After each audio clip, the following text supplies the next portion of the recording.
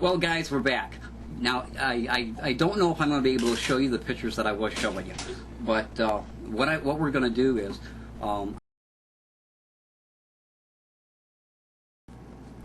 and that positive impact will carry on and have a domino effect, and that pleases me. What you want for your life and what you want your legacy to be when you're gone is completely up to you. I had a sister that passed away of cancer, breast cancer. They couldn't get it all. They tried. And when she passed away, everybody and their brother was saying what a wonderful person she was. And there were family members and friends that didn't care for me much, because I said, first of all, I loved my sister, and that's the truth. But secondly, my sister wasn't a nice person. Her heart was in the right place, and I know that she tried, but the reality of it was, she led a very hard life. She didn't really care for anyone much more than herself. And she made some really bad choices. And I loved her, and I was very close to her, and I think about her often. But my opinion now of her is the same as my opinion was before she passed away. Now, I'm sure that those people who knew her well, also know that what I'm saying is true. She was a good person, but she wasn't a nice person. I miss her. I even miss her not being nice.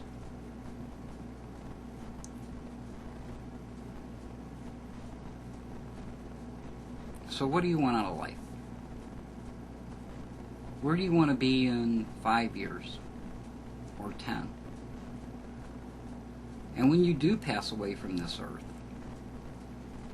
what is it that you want people to remember?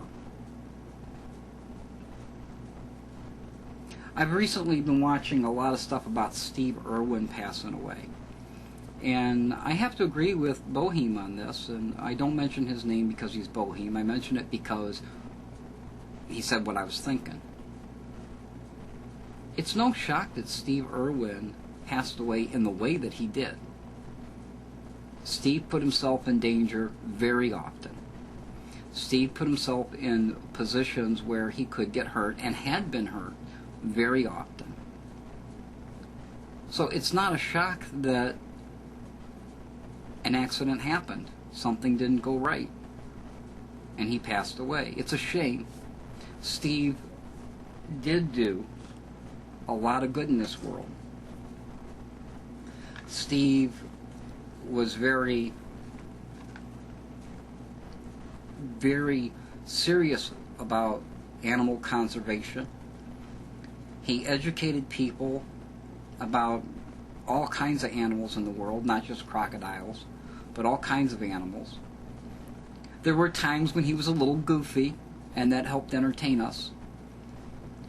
And there were times when his excitement seemed feigned and not real. But overall, I think Steve Irwin gave a lot of us an education about something that we would not have otherwise had an education about. And I know for one that I've learned an awful lot about an awful lot of things by watching The Croc Hunter.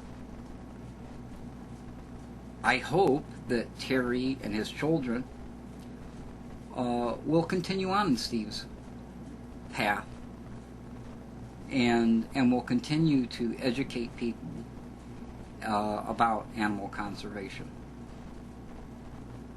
That's my hope. I don't know that they will, or that they care to, but I hope they do. When you're out here watching videos, instead of worrying about, is it a corporate sponsor, or is it Zen Archer just sitting in a bedroom talking,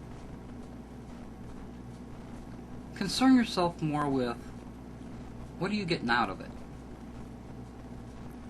And are you getting something that's worthwhile out of it? Be it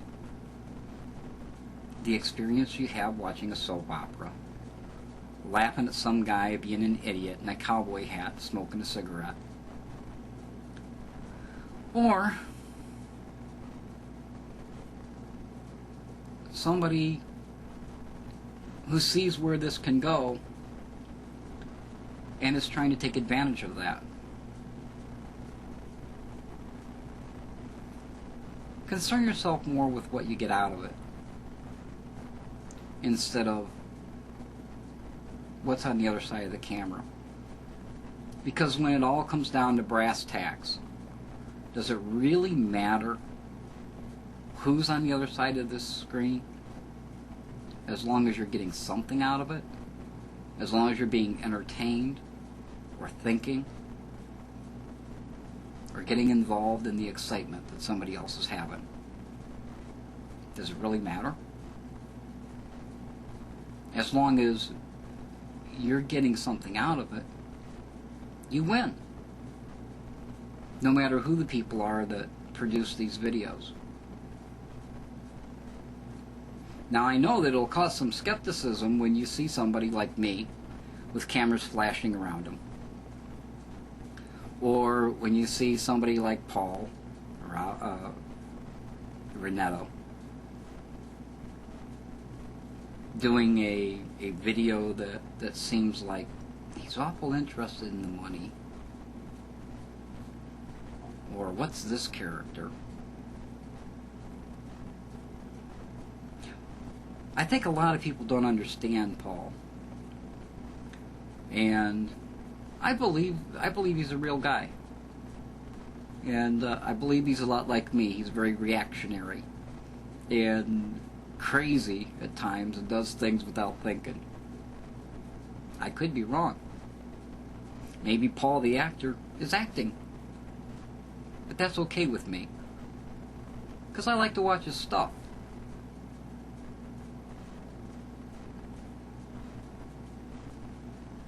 And if I get something out of it, and if it makes me think, what's so bad about that?